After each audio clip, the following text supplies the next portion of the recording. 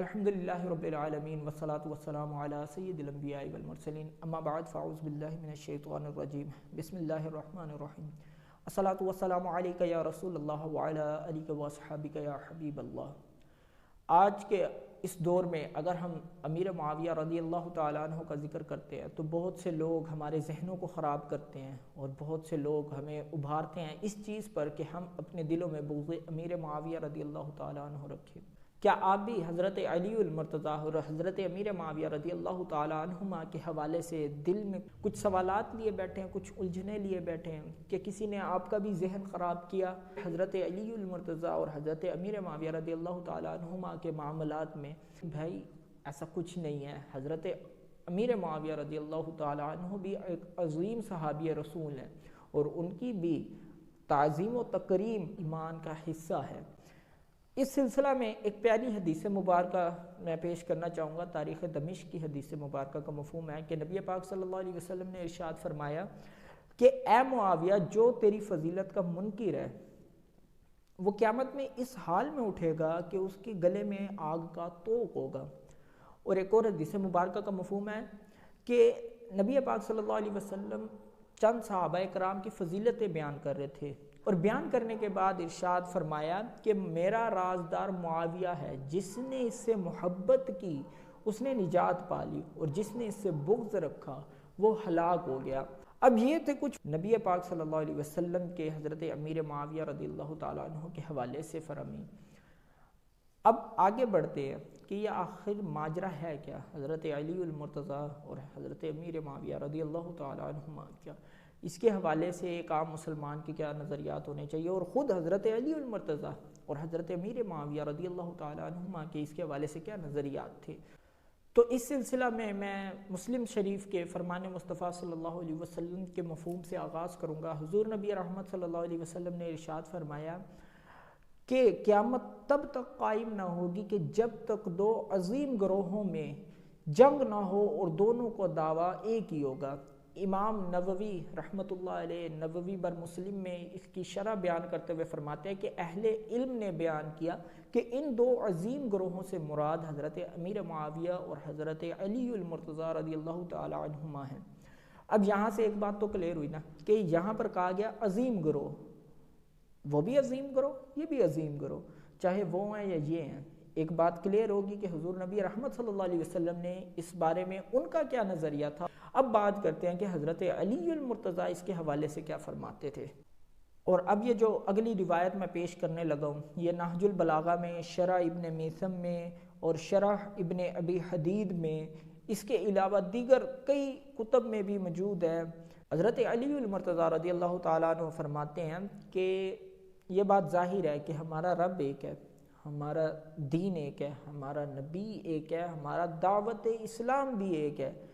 نہ تو ہم اللہ پر ایمان لانے اور رسول کی تصدیق کرنے میں ان سے کسی بڑائی کے دعوے دار ہیں، اور نہ ہی اس معاملے میں وہ ہم پر کچھ بڑائی جتاتے ہیں۔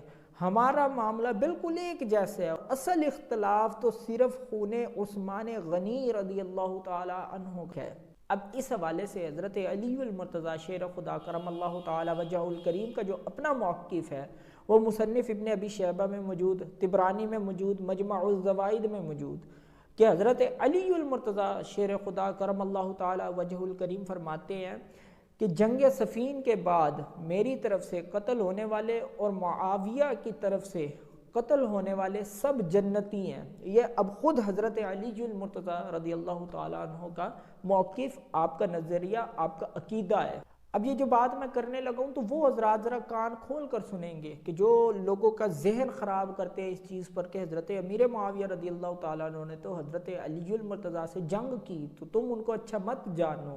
ابن عساکر البدایہ والنہایہ حضرت علی المرتضیٰ رضی اللہ تعالیٰ عنہ فرماتے ہیں کہ اے لوگو، معاویہ کی حکومت کو برا نہ سمجھو، خدا کی قسم۔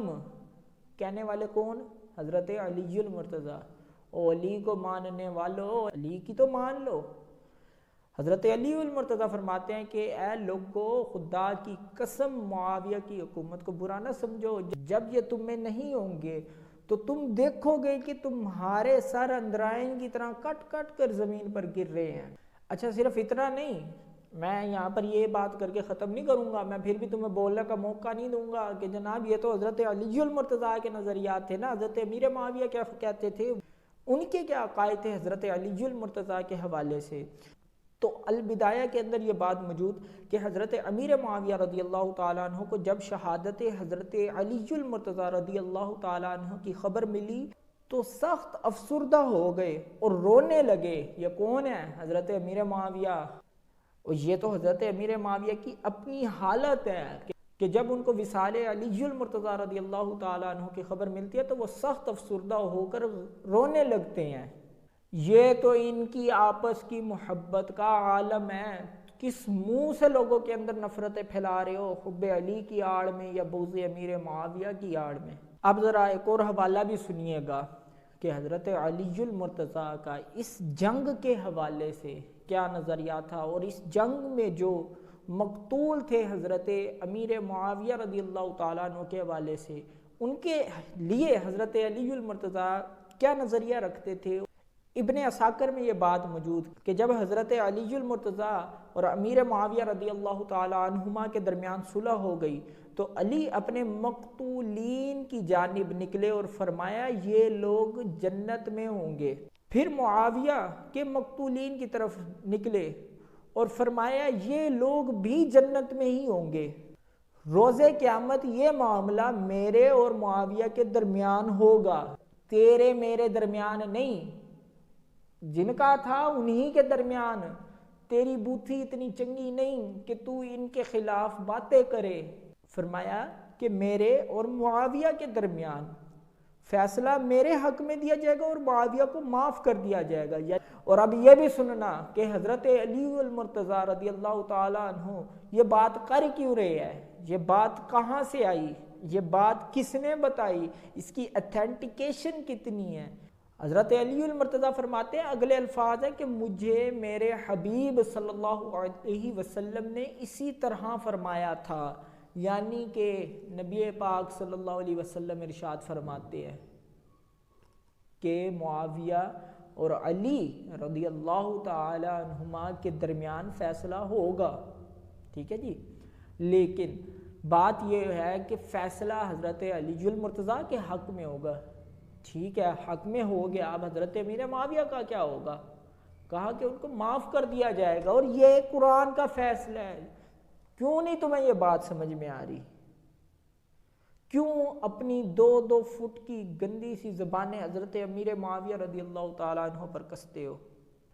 تو اللہ تعالیٰ سے دعا ہے کہ اللہ تعالیٰ ہمیں ایسے گندے نظریے اور عقائد سے محفوظ فرمائے کہ جس کے توسل سے کسی بھی ایک صحابی رسول کی رائے کے کروڑویں حصے کے برابر بھی ہمارے دل میں گندگی اور غلاظت پیدا ہو، ہمارے عقیدے میں، ایمان میں کچھ کمی آئے، اور ہمیں تمام صحابہ کرام علیہم رضوان کی، اہل بیت کی، ازواج مطہرات کی، پنجتن پاک کی برکتیں نصیب فرمائے اور ان سے محبت کرنے والا بنائے۔ پیارے معاویہ، پیارے معاویہ، امیر معاویہ۔